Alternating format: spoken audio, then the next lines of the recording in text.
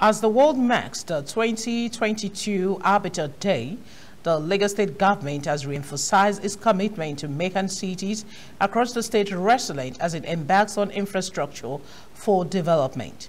This came to the fore in Ikeja at an event to mark the 2022 World Habitat Day by the State Ministry of Physical Planning and Urban Development. Our correspondent Fatoki Kule compiles this report presented from our studio.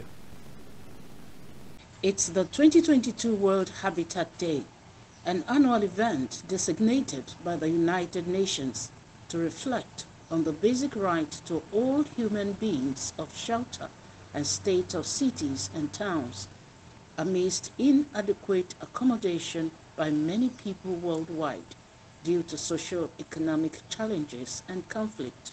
If you don't have access to internet, you are poor.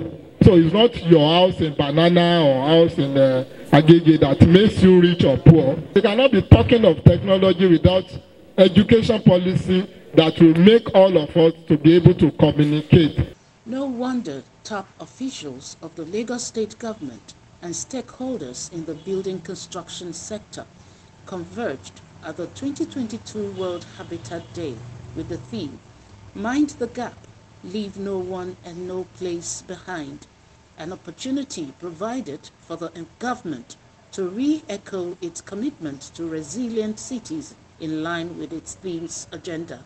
We're delighted as a state to join the global community to celebrate this year's World Habitat Day, focusing on sustainable patterns in the physical environment. We're taking advantage of the opportunity provided by this annual event.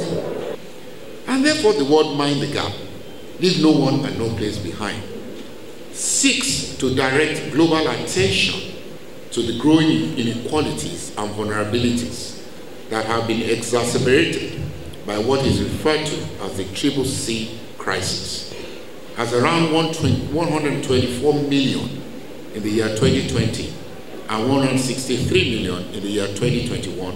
The existing inequalities in living conditions across the world has continued to widen, exposing the poor and vulnerable worsening situation due to discriminatory laws and social practices, among other factors. There must be human development. There is no way there will not be development. Human habitation seeks development, and there must be development. And if you cannot bridge it through these areas, then we aren't moving anywhere. Okay, the environmental threat, the resource, the inequality, the technology, the governance, and the social inclusion in our cities. Using Lagos as a yardstick, to what extent is the really closing the gap of inequality and make its developmental program inclusive of all?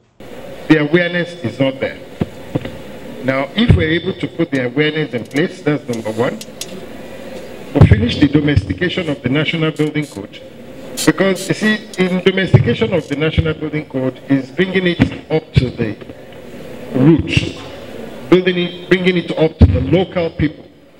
It's not that to be used by the professionals in the construction industry. It will help a lot if we could, again, in our planning of our ICT infrastructure, of our ICT policies, to make provisions for persons with disability, because technology is a great enabler of social inclusion for people with disability. As the world celebrates the 2022 Habitat Day, authorities and stakeholders in town planning are calling out that there must be deliberate efforts to improve shelter and the condition of cities towards an all-inclusive development.